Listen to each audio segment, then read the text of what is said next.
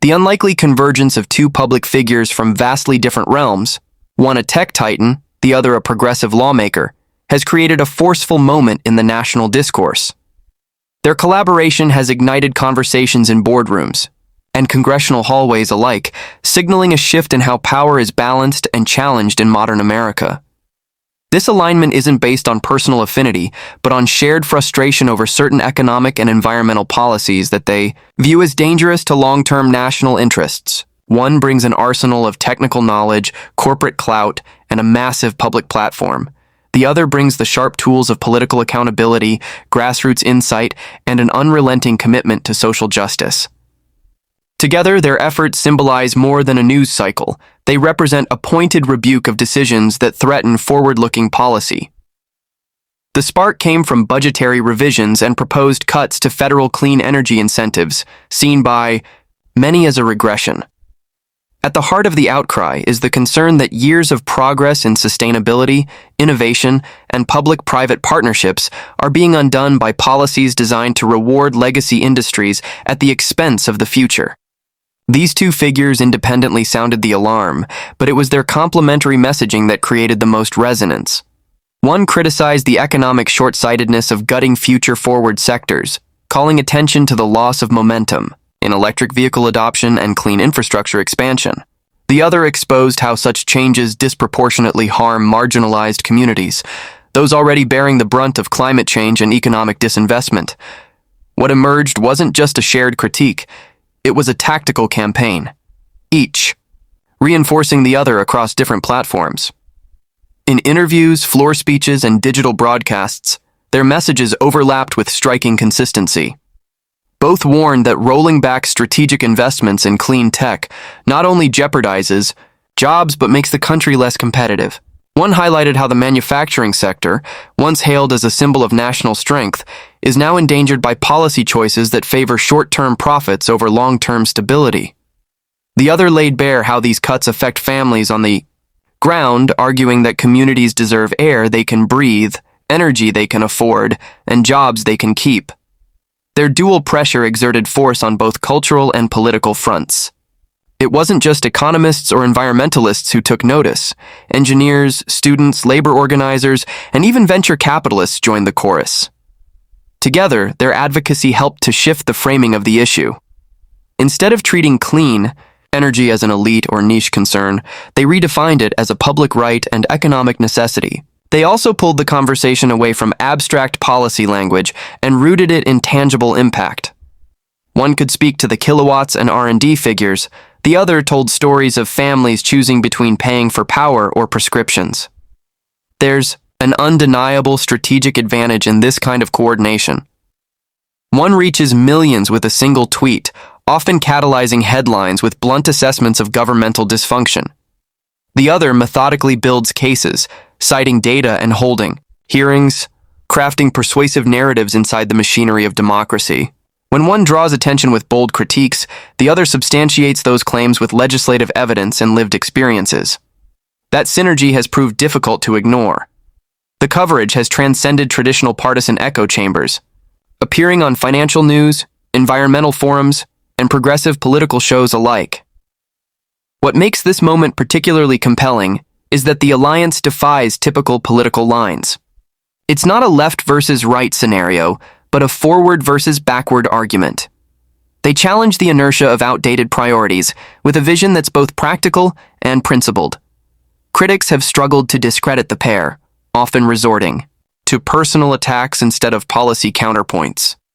Yet their rebuttals, delivered in high-definition interviews, social media threads, and pointed speeches, keep pushing the narrative back to substance, economics, health, innovation, fairness.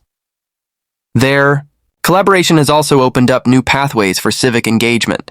Constituents who once felt alienated from policy decisions are seeing in real time how unlikely partnerships can challenge entrenched power.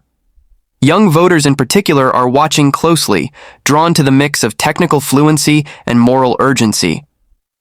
The result isn't just a response to one controversial policy, it's a growing model for coalition building in an era where truth, science, and equity often feel like endangered species.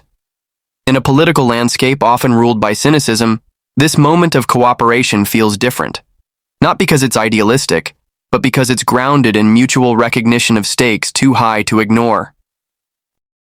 The response to the alliance between a high-profile entrepreneur and a vocal member of Congress has been nothing short of explosive.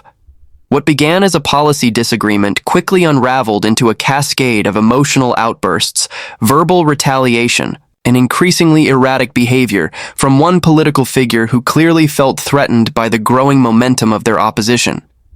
The intensity of the backlash revealed far more than policy disagreement. It exposed a deeply personal unraveling in real time, driven by wounded pride and a desperate attempt to maintain dominance in a shifting political landscape. The entrepreneur's criticism struck at the core of a long-standing agenda that prioritized traditional energy over innovation. By publicly denouncing the decision to dismantle clean energy incentives, he not only threatened the credibility of those responsible, but also rallied a significant base of technologists, investors, and sustainability advocates. His platform amplified the critique with global reach. On the other side, the Congresswoman delivered scathing commentary that was equal parts factual and fiery. She challenged not just the decisions, but the motivations behind them, questioning the character and competence of those pushing regressive policies. Her remarks, laced with biting humor and unapologetic clarity, found immediate traction among constituents and colleagues. The reaction was swift and incendiary.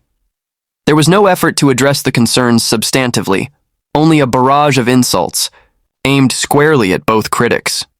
The Congresswoman was targeted with demeaning language and condescending remarks, some of which drew condemnation from both sides of the aisle. Dismissing her as unintelligent and unqualified, the critic seemed less interested in facts than in dehumanization. Rather than rebutting her arguments, he mocked her appearance, questioned her mental fitness, and made vague threats about investigating her record. The strategy was clear: discredit the messenger to distract from the message. Meanwhile, the entrepreneur wasn't spared. Despite previous mutual admiration, he was accused of betrayal and mental instability. Allegations flew about his business dealings, federal contracts, and political loyalties. Accusations of being ungrateful and delusional were hurled in interviews and social media posts. The escalation didn't stop there. Rumors began circulating about efforts to punish companies associated with him, an unsubtle warning that dissent would come at a price. Reports of behind-the-scenes moves to stall permits, cancel contracts, or encourage investigations only further inflamed tensions. It was the kind of vengeful retaliation that revealed more about the accuser's insecurities than any real threat posed by his critics. What made the reaction particularly jarring was the disproportionate energy devoted to tearing down two individuals, who, while influential, had merely offered policy critiques backed by evidence and principle. The emotional volatility displayed in public forums and statements turned the story into a spectacle. Political allies were caught off guard, unsure whether to distance themselves or double down. Some remained silent, worried about becoming the next targets. Others privately acknowledged the unhinged tone but publicly played along, calculating their own risks. As the backlash unfolded, it drew widespread attention, not just for the content of the attacks, but for what they revealed about power and insecurity. The outbursts didn't project strength. They revealed an unraveling sense of control. The critics, far from silencing their opponents, inadvertently elevated them. Interviews, op-eds, and viral clips featuring the Congresswoman and the entrepreneur exploded across digital platforms. Memes and sound bites of the combative responses were used to galvanize younger voters, activists, and independent thinkers who saw the overreaction as proof that a nerve had been struck. For many observers, the episode became a case study in how not to handle dissent. Instead of offering counter-arguments or demonstrating leadership through calm reassurance, the approach leaned heavily on personal smears and authoritarian undertones. Threats of retribution, both veiled and overt, only confirmed the fear that criticism would no longer be tolerated, even when justified. The backlash attempted to erase the credibility of two voices that dared to question the wisdom of regressive policies and failed spectacularly. The entire affair also exposed deeper fractures in the political machinery. When emotional reactions override rational policy defense, it signals a leadership void. When critics are met not with debate but with vendettas, it becomes clear that the fight is less about policy and more about ego.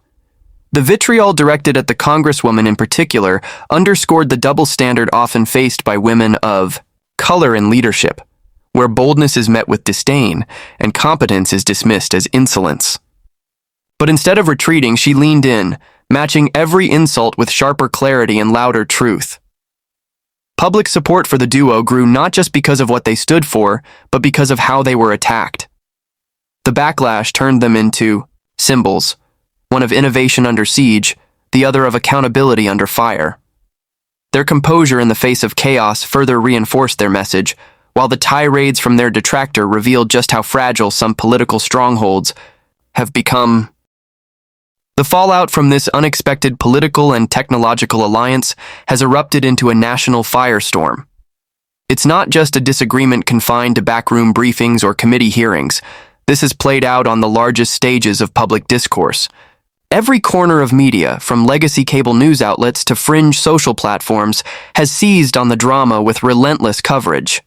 The clash has become a lightning rod, not only because of the people involved, but because it taps into broader anxieties about the country's direction, who's shaping policy, who's funding it, and who's standing in the way of progress. The entrepreneur's statements, made with his usual blunt directness, triggered immediate headlines. He accused certain policymakers of sabotaging the future in favor of short-term political theater. He criticized cuts to electric vehicle subsidies and renewable energy initiatives, arguing they signaled a fundamental retreat from innovation. Within minutes, his statements trended across major platforms, with supporters and critics alike dissecting every phrase. Meanwhile, the Congresswoman added her voice to the conversation with laser-sharp commentary. She framed the policy shifts as part of a broader assault on communities already struggling to secure environmental and economic justice. Her words, captured in sound bites and op-eds, ignited their own wave of coverage, fiery, unapologetic, and grounded in lived experience. The collision of these messages generated a media frenzy. Suddenly, this wasn't just a policy debate, it was a cultural flashpoint. National anchors ran prime-time segments examining the implications of the criticisms. Political commentators lined up to take sides, often projecting their own ideological fears onto the feud. Progressive platforms lauded the Congresswoman for her candor, celebrating her as a voice cutting through bureaucratic fog. Tech-friendly outlets echoed the entrepreneur's alarm, warning that ignoring innovation would cost the country its competitive edge. Even late-night shows joined in, satirizing the vitriol pouring out from certain corners and drawing attention to the absurdity of the backlash. Across social media, the debate evolved into a digital brawl. Hashtags trended, fan accounts proliferated, and entire threads were devoted to documenting each new development. Memes amplified key moments. Video clips of speeches were remixed, reposted, and weaponized by both sides. Supporters of the Congresswoman pointed to her eloquence and the clarity of her indictment, often contrasting it with the lack of meaningful policy defense from her critics. Backers of the entrepreneur highlighted his track record of innovation, arguing that he had earned the right to critique flawed policy from a position of informed authority. The story reached beyond political junkies and policy wonks. Environmental activists, educators, and tech workers began sharing their own takes, linking their day-to-day realities to the issues being debated on the national stage. They spoke of stalled solar projects, shuttered EV programs, and the disillusionment of young professionals hoping to contribute to meaningful change. Unions and labor coalitions issued statements aligning with the critiques, warning that cuts to sustainability investments would mean job losses and reduced economic mobility for working-class families. For many, the issue wasn't just theoretical, it was personal. At the heart of the firestorm was a core tension: the conflict between old power structures and new visions for the future. Those pushing back against the entrepreneur and the Congresswoman didn't offer detailed rebuttals. Instead, they leaned into mockery, ad hominem attacks, and vague accusations. The failure to engage with the actual policy critiques laid bare a political vacuum. This inability or unwillingness to defend regressive decisions on their merits made the outrage even louder. It became a spectacle, a drama not driven by substance, but by ego and insecurity. And yet, for all its theatrics, the public feud revealed essential truths about the state of the country's dialogue. It showed how quickly a policy discussion could be derailed by personal attacks. It underscored how personalities often overshadow issues, even when those issues involve climate, public health, and technological advancement. But it also demonstrated how media, traditional and digital alike, can be a double-edged sword, capable of amplifying baseless smears, yes, but also of elevating legitimate voices when the narrative refuses to die. The Congresswoman, facing personal attacks, continued to recenter the conversation on working families, environmental justice, and political accountability. Her refusal to be sidelined drew praise from advocacy groups and younger lawmakers.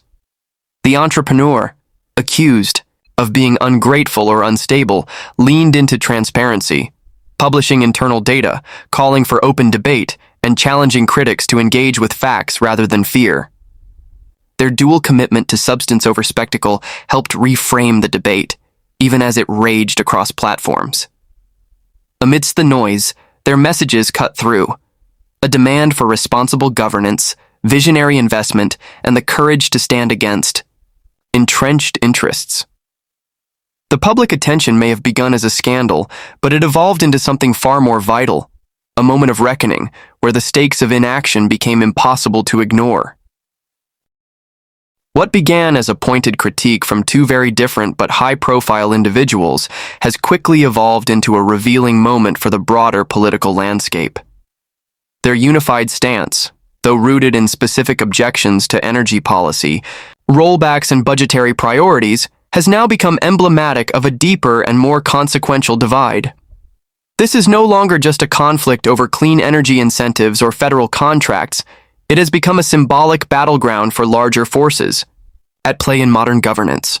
The alliance has sparked ripple effects that extend into party dynamics, class politics, public trust, and the future direction of national policymaking. On one side of the fracture is a vision rooted in innovation, long-term planning, and inclusive growth. The entrepreneur brought to the table a perspective sharpened by years of building next-generation technologies and working at the bleeding edge of global industry. His frustration with the dismantling of forward-looking policies wasn't just about dollars. It was about abandoning a future that had already begun to take shape.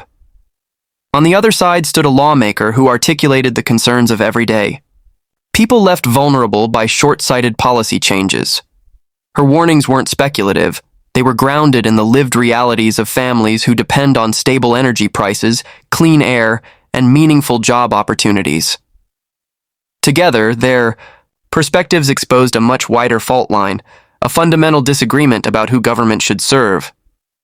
Should the country double down on outdated systems propped up by entrenched interests, or should it invest in emerging sectors that offer sustainability, competitiveness, and equity? The budget decisions in question were not merely technical adjustments, they were declarations of values. And the backlash against their criticism showed just how tightly those values are held by those who stand to benefit from the status quo. In response to the critique, certain figures within the political establishment attempted to rally support by doubling down on culture war narratives and populist rhetoric. But the effect was not unifying. Instead, it deepened fractures within their own ranks.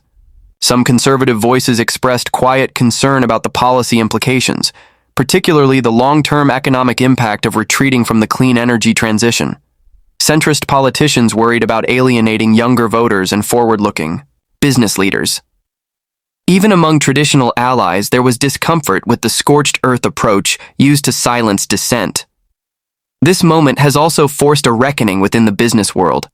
Corporations that once enjoyed a relatively neutral relationship with government policy now find themselves drawn into the fray. Tech companies, automotive manufacturers, and green energy firms all face the challenge of navigating an environment where policy decisions can shift based on personal grudges or ideological swings. Investors are watching closely, evaluating whether the United States can still offer the policy stability necessary for high-risk, high-reward innovation. For them, the entrepreneur's critique was more than justified. It was a flashing warning sign. Meanwhile, grassroots movements and community organizers have seized on the moment to amplify their own long-standing grievances. They point out that environmental justice has always been political, and the recent rollback of clean energy support only reinforces historical patterns of neglect and exploitation. The Congresswoman's vocal defense of these communities has made her a symbol of resistance, not just to a specific policy, but to a system that too often treats some people as expendable. Her speeches, full of righteous anger and policy precision, have inspired new waves of civic engagement, from local town halls to national campaigns. The alliance has also shaken up campaign strategies across the political spectrum. Progressive.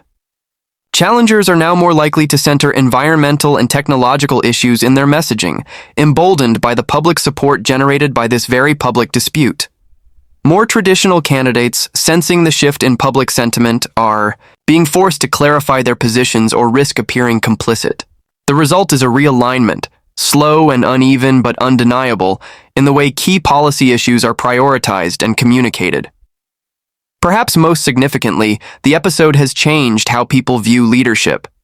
In a time when political discourse is often shallow and reactive, two figures emerged with the courage to challenge harmful policy and endure personal attacks without flinching.